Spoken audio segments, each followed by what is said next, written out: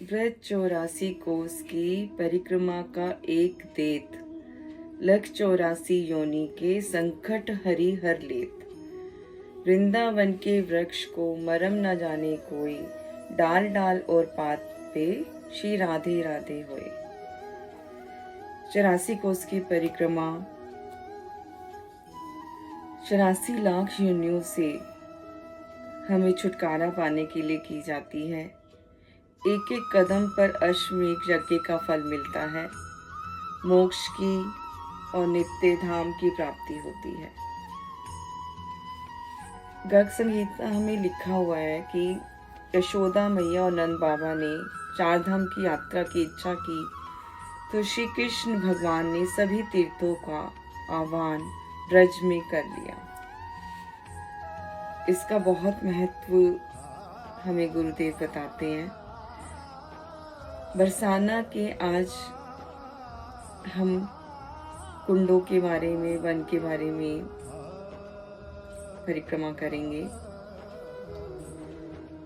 सब सखियां पूरा ध्यान लगा के अपने मन में ऐसा दृश्य बनाएंगे कि हम वहीं पर स्थित हैं, वहीं पर पहुंची हुई हैं। तो जय जय श्री वृंदावन धाम चिदानंद घन पूरन धाम। गुरुदेव कहते हैं जब हम ब्रज की रज को अपने मस्तक और हृदय से लगाते हैं और जय जय श्री वृंदावन धाम बोलते हैं तो उसके सच्चित स्वरूप को हम अपने भीतर प्रवेश कर लेते हैं और उसकी एक रज की कण जब हमारे मस्तक और हृदय से लग जाती है तो उस दिन में जो 24 घंटे होते हैं उस 24 घंटों पर हमें कोई भी बुरी शक्ति वार नहीं कर सकती। इस रज की कण में इतनी शक्ति है और रज की एक कण लगना शरीर से, इसका मतलब यही है कि हम ब्रज में ही हैं। इसका बहुत महत्व बताया है। तो सभी सखियां ब्रज की रज को जरूर अपने मस्तक और हृदय से लगाएं। अब हम चलते हैं प्रिया कुंड। श्री राधा रानी के महल से उतरते ही थोड़ी ही दूरी पर प्रिया कुंड है। जब श्री राधा रानी बचपन में नंदगांव गई तो यशोदा मैया ने उनकी गोद भर दी, उनका आरती उतारी, उनको बहुत प्रेम किया, अपनी गोदी में बिठाया, खिलाया और फिर गोद भर दी, मेहंदी लगाई और सुंदर सी दुल्हन बना दिया। फिर जब श्री राधा रानी अपनी सखियों के संग अपने महल वापस आई तो उन्होंने प्रिया कुंड पर पहुंचकर सोचा कि मेरी मैया कीर्ति अगर ये देखेंगी कि मेहंदी किसने लगाई है तो वो 100 सवाल पूछेंगी। तो उन्होंने प्रिया कुंड में अपने मेहंदी के हाथ धोए। आज भी ये प्रिया कुंड बहुत ही विशेष स्थान है और इसका जो रंग है वो अभी भी हरा नजर आता है और सखियां अपना मेहंदी के हाथ इसमें धोती हैं, ये लीला करती हैं, श्री राधा रानी की उस लीला को याद करती हैं। और प्रिया कुंड के सामने ही विनोद बाबा जी का आश्रम है जो बहुत ही श्रेष्ठ संत हैं, बहुत ही अद्भुत संत हैं। 12 घंटे वो तपस्या में रहते हैं, एक ही आसन में बैठकर, और शाम को रोज बरसाने की परिक्रमा करते हैं, श्री जी की संध्या आरती का दर्शन करते हैं और हम जैसे कुछ जीवों को अपना दर्शन देकर कृतार्थ करते हैं। जब प्रिया कुंड पर श्री राधा रानी ने अपने हाथ धोए तो हमारे शिव भगवान वो हर लीला का आनंद लेने के लिए हर जगह पहुंच जाते हैं। तो यहाँ पर जब शिव भगवान पहुंचे, उन्होंने लीला देखी तो यहाँ पर वो प्रियेश्वर महादेव के रूप में स्थापित हो गए। यहाँ पे छोटे से विग्रह हैं, बहुत ही सुंदर दिव्य प्रियेश्वर महादेव के। उनको हम प्रणाम करेंगे, नमन करेंगे और प्रिया कुंड से जल लेके उनको जल अर्पण करेंगे। बरसाने में एक धोनी कुंड है जहाँ वृषभानु जी की गाय रहती थी और इस ही कुंड से उनकी सेवा, जल सेवा होती। बहुत ही दिव्य स्थान है ये भी। एक गोमती कुंड है। गोमती कुंड में भगवान के युगल स्वरूप के दर्शन होते हैं। सांखरी को जब हम बरसाने की परिक्रमा करते हैं तो सांखरी कोर आता है। ये वह सकरा रास्ता है जहाँ से सखियां, गोपियां माखन, दूध, दही लेकर बेचने के लिए जाती थी। तो श्री कृष्ण अपने सखाओं के संग उनका मार्ग रोक लेते थे और उनसे कर मांगते थे। तो यहाँ पर गोपियों और बाल सखाओं के बीच में बहुत प्यार भरी नोकझोंक होती थी और वो उनकी मटकी फोड़ देते थे। तो सखियाँ गुस्से में आकर बाल सखाओं की चोटी पकड़कर उनको पेड़ से टांग देती थी। तो इस तरह से नोकझोंक भरी हुई प्रेम लीलाएं होती थी यहाँ पर इस पर्वत पे जैसे श्री कृष्ण के चरणों के और मुट्ठियों के निशान हैं। जब सखियां उनको मारने के लिए दौड़ी, वो उनको तंग कर रहे थे, तो वो ऊपर पर्वत की तरफ भागे और उनके चरण और मुट्ठियों के वहाँ निशान पड़ गए। क्योंकि जब भी भगवान श्री कृष्ण श्री राधा रानी के चरण पर्वतों पर पड़ते हैं तो वो अपने कठोर रूप को पिघलाकर प्रेम भर से भरे हुए हृदय को बिल्कुल तरल कर लेते हैं। और जब वो पहाड़, पत्थर जैसी चट्टान तरल हो जाती है तो भगवान के चरण दर्शन, मुट्ठियों के, उनके चरणों के चिन्ह वहां पड़ जाते हैं। तो बहुत ही दिव्य स्थली है यहाँ पर। और आज भी कहते हैं कि इन सांखरी खोर की चट्टानों में से माखन, दही, दूध की खुशबू आती है। इस चट्टान के जब हम ऊपर जाते हैं तो वहाँ पे श्री राधा रानी के चरण चिन्ह है। मन ही मन हम इनका स्मरण करके इन्हें सबको प्रणाम करेंगे। और सांखरी कोर के एक तरफ विलासगढ़ है और दूसरी तरफ दानगढ़, मानगढ़ है। 3 गढ़ हैं बरसाने में। मानगढ़ जहाँ श्री राधा रानी ने जब श्रृंगार किया और भगवान श्री कृष्ण से पूछा कि मैं कैसी लग रही हूँ, तो उन्होंने कहा कि चंद्रमा की तरह तुम चमक रही हो। तो श्री राधा रानी मान करके बैठ गई कि आपने मेरी उपमा चंद्रमा से करी। चंद्रमा में तो दाग है, क्या मेरे सौंदर्य में भी दाग है? तो वो मान करके ऊपर मानगढ़ में गुफा में जाकर बैठ गई। भगवान श्री कृष्ण ने उनको बहुत मनाया, बहुत अनुनय विनय किया, अपने शीश को उनके चरणों में रखा और वह नहीं माने। तो भगवान श्री कृष्ण उन्हें मनाने के लिए मोर का रूप धारण करके नाचने लगे और सुंदर मोर बन के सुंदर नृत्य दिखाया। श्री राधा रानी ने अपना मान तोड़ा और स्वयं भी मोरनी बन के नाचने लगी। इसी के ऊपर मोरकुटी है। दाएं हाथ को मोरकुटी है, बाएं हाथ को मानगढ़ में गुफा है, मान गुफा। यहाँ पे गहवर वन में बहुत सारी लीलाएं श्री राधा रानी की हुई हैं। तो हम मोरकुटी को भी प्रणाम करेंगे मानगढ़ को भी प्रणाम करेंगे। फिर है विलासगढ़। विलासगढ़ वे स्थान है जहाँ पे नारायण जी वास करते हैं।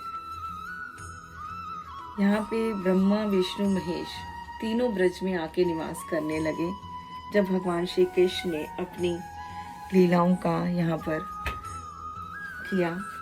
तो ब्रह्मा जी ब्रह्मांचल रूप में आ गए पर्वत के, और भगवान शिव नंदेश्वर बन के नंदीग्राम में स्थापित हो गए, और श्री नारायण विलासगढ़ में विलास पर्वत के रूप में स्थापित हो गए। विलासगढ़ बहुत ही सुंदर, ये जहाँ स्वांखरी कोर है उसके जब हम परिक्रमा करते हैं बाईं तरफ जो पहाड़ है वो पूरा विलासगढ़। इस पे सुंदर तपस्याएं होती हैं। जितने भी संत हैं बहुत ही उनकी दिव्य स्थली है, ये शांति है, बहुत ही मनोरम दृश्य है जो ऊपर से देखते हैं। और श्री राधा कृष्ण की झूला स्थली है। बहुत संतों की कुटियाएं बनी हुई हैं यहाँ पर जो साधना करते हैं। तो हम सभी को प्रणाम करते हुए चलेंगे। उसके बाद आ जाता है दानगढ़। दानगढ़ में भगवान श्री कृष्ण ने सखियों को और श्री राधा रानी को अपनी वंशी दान में दी थी। आज भी लोग जहाँ जाते हैं तो वंशी दान करते हैं। और भगवान एक बार ऐसी लीला हुई, श्री राधा रानी से मिलने के लिए मनोहार का वेश धारण करके गए और श्री राधा रानी और उनकी सखियों को चूड़ियां पहनाई। तो हम उस लीला का ध्यान करेंगे कि भगवान कैसे मनिहारी का वेश धारण करके गए हैं और श्री राधा रानी को सुंदर सुंदर चूड़ियां पहना रहे हैं। और सब सखियां भी यहाँ पर फिर उस मनिहार से भी प्रार्थना करती हैं कि हमें भी चूड़ियां पहनाओ। तो भगवान सबको चूड़ियां पहनाते हैं।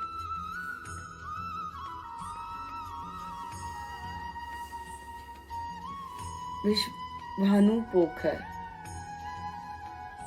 बरसाने की महल की भीतर से एक गुफा जाती है, सुरंग। वो वृषभानु कुंड में जाकर उतरती है। वृषभानु कुंड 5 मंजिला कुंड है। 2 मंजिल तो उसकी नीचे पानी में है और वो बाकी ऊपर है 3 मंजिल, जिनमें आज संत निवास करते हैं आज के समय में और तपस्याएं कर रहे हैं। जब वृषभानु जी स्नान करने के लिए कुंड पे आते थे तो श्री राधा रानी भी उनके संग आती और यहाँ पर नृत्य करती, अपनी सखियों के संग खेलती तरह तरह से। और वृषभानु जी यहाँ स्नान करते और इसी के साथ कीर्ति कुंड बना हुआ है जिसमें कीर्ति मैया स्नान करने के लिए आती थी। तो श्री राधा रानी भी अपनी मैया के संग आती और यहाँ पर स्नान करती उनके संग और खेला करती। सखी गिरी पर्वत चलते हैं हम।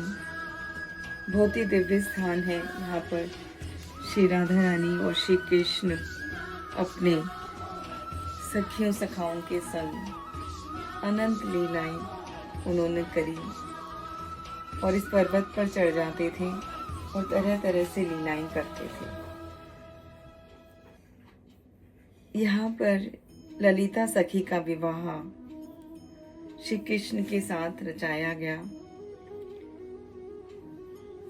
यहाँ पर वो स्थान है जब ललिता जी को आलता लगाया गया, उन्हें दुल्हन बनाया गया और वो आलता लगाते लगाते जब कटोरे से गिर गया तो इस पूरी चट्टान पर उस आलते के निशान पड़ गए। आज भी जब वहाँ जाते हैं तो वो आलते के निशान हमें दिखाई देते हैं। छोटी सी छतरी बनी हुई है और वहाँ पर जो पंडित जी हैं वो सबको आलते का तिलक लगाते हैं। और एक चित्र विचित्र फिसलनी शिला है जहाँ पर श्री राधा रानी अपनी सखियों के संग फिसलने वाली लीला किया करती थी। फिसलनी शिला से सरक सरक कर नीचे आती थी जैसे झूला झूल रही हूँ। और जब इसके ऊपर हम जाते हैं, भगवान श्री कृष्ण के लिए सखियां 56 भोग बना के लेके आती थी कि खेलते खेलते हमारे श्री राधा कृष्ण को भूख लगाती है तो वो 56 कटोरों में उनको वो भोग परोसती थी। तो उस पर्वत पे आज छोटी छोटी कटोरियाँ कटोरे से बने हुए हैं 56, और उसके सामने ही एक बड़ी विचित्र सी शिला है जिसमें श्री राधा कृष्ण का युगल विग्रह की पूरी परछाई है, बिल्कुल साफ नजर आती है। और साथ में ही दूध की धार भी बह रही है उस शिला पर, बहुत ही सुंदर दिखती है। और यहाँ पर श्री राधा रानी की चुनरी के निशान भी है, जैसे उस शिला ने पूरी चुनरी ओढ़ी हुई है और चुनरी में जो श्री राधा रानी के सितारे लगे हुए थे वो सितारे उस शिला पर निशान छोड़ गए और वो निशान सितारों के रूप में अभी भी बिल्कुल क्लियर नजर आ रहे हैं। और श्री कृष्ण की बंसी भी यहाँ पर छपी हुई है, वो भी देखने को मिलती है। और जब ये लीलाएं भगवान श्री कृष्ण करते हैं तो ब्रह्मा जी भी उनकी इन लीलाओं को देखने के लिए आते हैं सखीगिरी पर्वत पर। और जब वहां आते हैं, देखते हैं, तो भगवान श्री कृष्ण पुष्कर, जब हम पुष्कर जाते हैं, पुष्कर कुंड में स्नान करते हैं, ब्रह्मा जी का जो वहाँ पर मंदिर है, कहा जाता है एक ही मात्र मंदिर है, पर सखी पर्वत पर सबसे पहले वो स्थापित हुआ पुष्कर। आज भी उस पुष्कर कुंड के हमें दर्शन देखने को मिलते हैं। उधर जल नहीं है, पर गुरुदेव ने हमें वहाँ पे मानसिक स्नान करवाया। कहते हैं यहाँ पे मानसिक स्नान करें, मानसिक स्नान का भी हमें फल प्राप्त होता है। तो हम सब भी उस सखी के गिरी पर्वत का ध्यान करेंगे और उस पर पुष्कर कुंड का ध्यान करेंगे और उसमें गोते लगाएंगे मानसिक कि हम उसमें स्नान कर रहे हैं।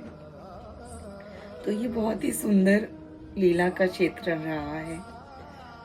आज भी जब वहाँ जाते हैं तो बहुत अच्छा लगता है, ऐसा लगता है बालपन दोबारा लौट आया है। जब उस फिसलनी शिला से हम नीचे आए और पर्वतों पे ऊपर चढ़े तो बहुत आनंद आया। और ब्रज में श्री कृष्ण की हर सखी के साथ विवाह, खेल खेल में सब सखियां श्री राधा रानी में मिलकर रचा देती। तो वहां पर विवाह का खेल खेला जाता है और सब सखियों का विवाह श्री कृष्ण के साथ हो जाता है।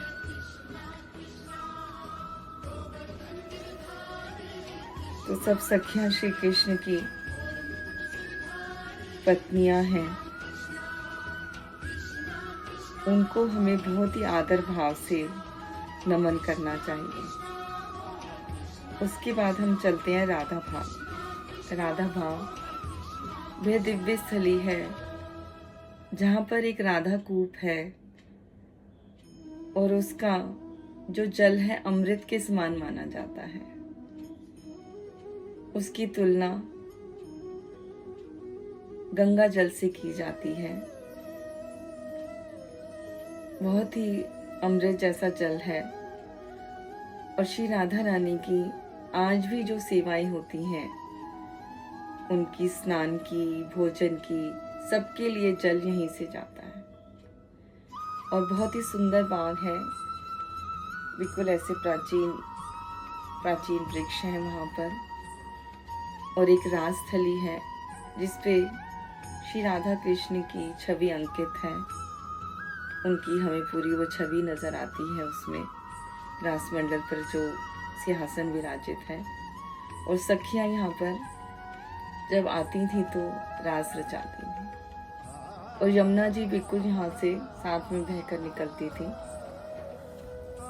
संतों ने यहाँ पर बहुत तपस्याएं करी हैं। छोटी छोटी कुटी बनी हुई हैं दो। 18 वर्ष तक प्रेमानंद महाराज जी के जो गुरु हैं गौरांगी शरण महाराज जी, उन्होंने यहाँ पर तपस्या करी। और इतनी छोटी कुटी है कि केवल इंसान, एक व्यक्ति ही उसमें लेट सकता है। ऐसा स्थान है वो दिव्य, जहाँ पे संतों ने तपस्याएं करी हैं। बहुत शांति मिलती है, और जाकर जब थोड़ी देर बैठे, भजन करें, माला जप करें, तो बहुत ही एक दिव्य रस की अनुभूति होती है। उसके बाद हम चलते हैं संकेत वन। संकेत वन नंदगांव और बरसाने के बीच में है, बिल्कुल पास पास हैं बरसाना और नंदगांव, ज़्यादा दूरी नहीं है। और उसके बीच वाले स्थान पर संकेत वन बना हुआ है, जहाँ से सखियाँ श्री राधा कृष्ण संकेत करके बुलाते थे, और सखियाँ श्री राधा कृष्ण का मिलन कराती। यहाँ पर सुंदर संकेत बिहारी जी के दर्शन हैं, झूला स्थली है। श्री गोपाल भट्ट गोस्वामी जी, जिन्होंने अपनी सुंदर शालिग्राम की शिला से राधा रमन जी को प्रकट किया। वृंदावन में आज वो स्थापित हैं। वृंदावन के राजकुमार के रूप में उनको जाना जाता है। उन गोपाल भट्ट गोस्वामी जी की यहाँ पे समाधि है, उनको हम नमन करेंगे। श्री राधा रानी श्री कृष्ण जहाँ भी अपनी सखियों के संग जाते, रास रचाते, उनके संग नृत्य करते, वंशी बजाते। तो यहाँ पे बहुत सुंदर रास मंडल है। और जब श्री राधा कृष्ण का लगन लिखा गया, तो यहाँ ये संकेत वन वही स्थान है। इस पर आज भी एक बड़ा सा चौकी टाइप बना हुआ है, जिस पर बैठकर ब्रह्मा जी ने श्री राधा कृष्ण का लगन लिखा था। और एक देवी के यहाँ पर दर्शन है, कहते हैं वो संकेत वन की रक्षा कर रही है। भगवान श्री कृष्ण ने ब्रज के चारों तरफ हर क्षेत्र में महादेव और देवियों के मंदिर स्थापित किए, ताकि वो उनकी रक्षा करते रहें। हर कोने में जहाँ जाते हैं महादेव के दर्शन होते हैं, देवियों के दर्शन होते हैं। वो ब्रज की रक्षा कर रही हैं, वो इसका सूचक है।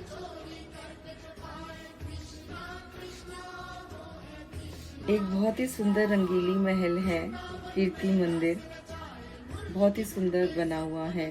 कृपालु जी महाराज ने बनाया है। इस कीर्ति मंदिर में बड़ा सा कीर्ति मैया का विग्रह है, और उनकी गोद में बाल रूप में श्री राधा रानी जी विराजित हैं। और इसी मंदिर में रंगीली महल है, श्री राधा रानी का बहुत ही सुंदर दिव्य स्थान है। उनको हम प्रणाम करेंगे। बरसाने में जगह जगह संतों ने अपने भावों से श्री राधा रानी की लीलाओं को प्रकट किया हुआ है, और रंगीली महल बनाए हुए हैं, और वो अपनी सखियों के संग उनमें खेल रही हैं, क्रीड़ाएं कर रही हैं। महाप्रभु जी की बैठक है बहुत ही सुंदर, उनको हम प्रणाम करेंगे। फिर हम बरसाने के थोड़ा सा बाहर का चक्र लगाते हैं। ये भीतर की परिक्रमा हम अभी कर रहे थे, अब हम थोड़ी बाहर की तरफ चलते हैं। जब हम बाहर की तरफ चलते हैं तो वृंदा कुंड आता है।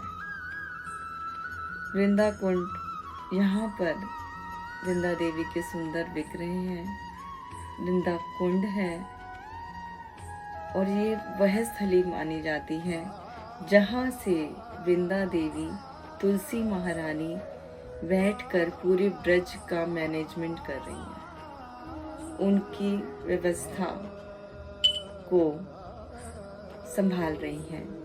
पूरे ब्रज में क्या लीलाएं होनी है, क्या सेवाएं होनी है, सारा मैनेजमेंट यहाँ से चलता है। यह वह दिव्य स्थली है। तो हम वृंदा देवी को यहाँ प्रणाम करेंगे, वृंदा कुंड में आचमन करेंगे, हम स्नान करेंगे, बैठकर थोड़ी देर जप करेंगे।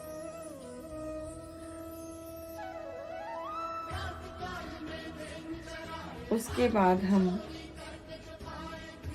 कोकिला वन चलते हैं। कोकिला वन में भगवान श्री कृष्ण कोयल की तरह आवाज निकालते थे और श्री राधा रानी को संकेत करते थे कि वह कोकिला वन में आ चुके हैं और वह भी वहां पर आ गए। तो जब श्री राधा रानी कोयल की आवाज सुनती थी तो वह पहचान जाती थी और कोकिला वन में श्री राधा रानी पहुंच जाती।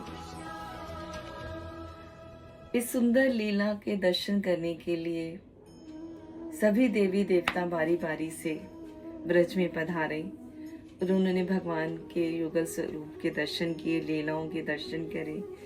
कोकिला वन में शनिदेव भी आए और भगवान के सुंदर दर्शन करके वहीं स्थापित हो गए। यहाँ पे शनिदेव जी का बहुत ही विशाल मंदिर है, शांत स्वरूप में बैठे हैं, भक्त हैं वो। यहाँ पर श्री राधा कृष्ण के, उनके हम दर्शन करेंगे, प्रणाम करेंगे उन्हें। सुंदर दर्शन हैं उनके। उसके बाद हम चलते चलते नंद गांव पहुंच गए हैं। नंद गांव में नंद भवन है, पहाड़ी पर ऊपर चढ़कर, जैसे श्री राधा रानी का महल है ऊपर चढ़कर, ऐसे ही नंद भवन भी ऊपर चढ़कर है नंदेश्वर पर्वत पर। यहाँ पे नंद बाबा के, यशोदा मैया के, बलराम कृष्ण के सुंदर दृश्य दर्शन होते हैं हमें। बहुत ही विशाल भवन बना हुआ है। जब इसकी हम ऊपर चढ़ जाते हैं तो पूरे नंद भवन के चारों तरफ के नंदगांव के दर्शन होते हैं। और जब भगवान श्री कृष्ण ने जन्म लिया, बाल रूप में उन्होंने लीलाएं करी, तो भगवान शिव भी उनके दर्शन करने आए। जब मैया ने उनके दर्शन नहीं कराए तो वह ब्रज में ही बिल्कुल नंद भवन के सामने जाकर उन्होंने अपना डेरा डाल दिया कि देखते हूँ मैया कब तक तू अपने लला को मेरे से दूर रखेगी, कब तक तू मुझे दर्शन नहीं देगी, मैं यही स्थापित हो जाता हूँ। तो बिल्कुल नंद भवन के सामने ही अशेश्वर महादेव जी के रूप में वह स्थापित हो गए। और जब लला बहुत रोने लगे तो पूर्णमासी मैया ने कहा कि यशोदा तेरे लल्ला को नजर लग गई है, तो उस बाबा को बुला और अपने लल्ला की नजर उतार, तभी ये शांत होगा। फिर मैया ने उनको बुलाया, अपने लल्ला के दर्शन कराए तो वो शांत हो गए। बहुत सुंदर ये लीला हुई है और आज भी भगवान यहाँ पर बैठे हुए हैं और रक्षा कर रहे हैं नंदगांव की। इसके आगे ही हम थोड़ा सा जाते हैं तो टेर कदम आता है। पूरे खेत हैं, चारों तरफ खेत ही खेत है। द्वापर युग में यह पूरा वन था, अब खेत बन गए हैं। जब भगवान श्री कृष्ण प्रथम बार गैया को चराने गए तो अपने सखाओं के संग टेर कदम पहुंचे। तो यह प्रथम स्थान है जहाँ भगवान गैया को चराने के लिए आए। यहाँ पे भी संतों के संग भगवान ने बहुत सुंदर लीलाएं करी हैं, उनको अपना आशीर्वाद दिया है, उनके भावों को उन्होंने पूर्ण किया है। बहुत ही सुंदर स्थान है। आज भी जब हम इधर जाते हैं दर्शन करने के लिए, एक कुंड के दर्शन है और इसके भीतर जाकर वन है। भगवान यहाँ पर बैठकर अपने सखाओं के संग भोजन लीला किया करते। जब गैया मैया चरने के लिए वन में चली जाती तो भगवान वृक्षों के नीचे बैठकर अपने बाल सखाओं के संग हंसी मजाक करते, खेलते, फिर उन सबका भोजन खाते, उनके हाथ से अपना भी जो भोजन लाते सबको खिलाते। बहुत ही प्रेम भरी लीलाएं यहाँ पर भगवान की होती। यहाँ पर एक बार एक संत जब तपस्या में है, तपस्या करते करते राधा रानी उनकी भजन से प्रसन्न होती हैं और उन्हें दर्शन देती हैं और उनके लिए खीर बनाती हैं, उनको खीर खिलाती हैं। इसकी लीला हमने एक बार करी थी, तो आज हम इतना ही लेंगे। फिर वो आज भी वहाँ पर खीर का प्रसाद भक्तों को दिया जाता है। जब टेर कदम जाते हैं हम दर्शन के लिए तो खीर का प्रसाद मिलता है। और एक बहुत ही दिव्य सुंदर संत यहाँ पर तपस्या कर रहे हैं। आज के समय भी ये दिव्य जो लीला स्थलियाँ हैं, गुप्त जहाँ शांति है, वन है, वहाँ पर आज भी संत तपस्याएं कर रहे हैं और उनके दर्शन करके बहुत ही आनंद की अनुभूति होती है। अब हम बाहर की तरफ जैसे जा रहे हैं तो रक्षावन एक आता है। रक्षावन में जब महाभारत का युद्ध हुआ था, अश्वत्थामा ने गलती से द्रौपदी के 5 पुत्रों का वध कर दिया था। जब वो रात्रि को सोए हुए थे, 5 पांडवों को वो मारने गए थे और वो सोए हुए थे चादर ओढ़कर। रात्रि के अंधेरे में उसको नहीं पता चल पाया और 5 पुत्रों का वध कर दिया। तो द्रौपदी ने बड़ा हृदय करके, गुरु माता का ध्यान करके कि मेरे पुत्र तो चले गए हैं, वो वापस नहीं आएंगे, पर ये गुरु का पुत्र है। तो जब पांडव उसका वध करने लगे तो द्रौपदी ने कहा, इसको छोड़ दो, हमें ब्रह्म हत्या का दोष अपने मस्तक पर नहीं लेना। तो पांडवों ने कृपा करके उसको छोड़ तो दिया, पर भगवान श्री कृष्ण ने उन्हें कहा कि तू अपने माथे पर ये कलंक लेकर फिरता रहेगा और तेरा कभी भी नाश नहीं होगा। तेरा यही प्रायश्चित है कि तू इस शरीर से कभी भी मुक्त नहीं हो पाएगा और इस वन में तो विचरण करता रहेगा। तो भगवान श्री कृष्ण ने तब ब्रज में अश्वत्थामा को वास दिया। इस रक्षावन में आज भी कहते हैं कि अश्वत्थामा जी घूमते रहते हैं, उनका मंदिर है और ये पूरा वन उनका ही माना जाता है।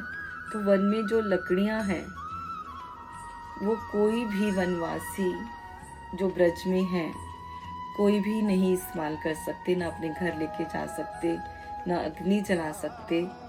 अगर कोई व्यक्ति ऐसा कर लेता है भूलपूर्वक तो उसकी घर में अच्छी स्थिति नहीं रहती तो कोई भी ब्रजवासी इस रक्षावन की लकड़ियों का इस्तेमाल नहीं करता।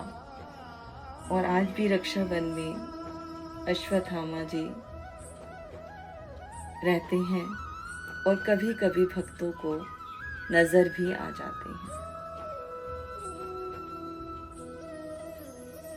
एक इसके आगे जब हम जाते हैं, ब्रजनाभ जो भगवान श्री कृष्ण के प्रपौत्र हुए हैं, उन्होंने ब्रज में भगवान श्री कृष्ण के जाने के बाद जो उनकी मैया थी, सबके आग्रह करने पर श्री कृष्ण भगवान के विग्रह स्थापित करें। जितने भी ये प्राचीन विग्रह हैं सब ब्रजनाभ ने स्थापित किए हुए हैं। तो ब्रजनाभ जी का यहाँ पे समाधि स्थल है। वन के थोड़ा भीतर जाके बहुत ही दिव्य स्थान है। ब्रजनाभ की समाधि यहाँ मिलती है। चरण दर्शन है महाप्रभु जी के यहाँ पर। उनको हम प्रणाम करेंगे।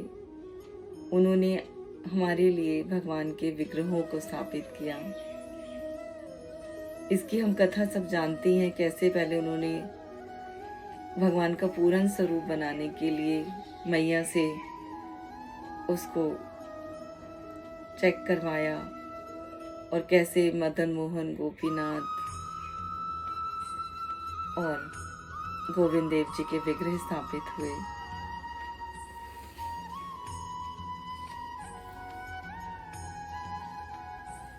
इस तरह से ये श्री राधा रानी के बरसाना गांव के बाहर के दर्शन है।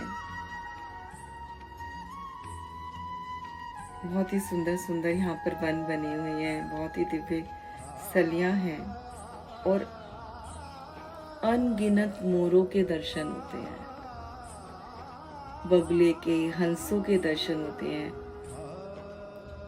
किसी किसी कुंड पे तो हजारों की संख्या में बगले, हंस बैठे हुए हैं।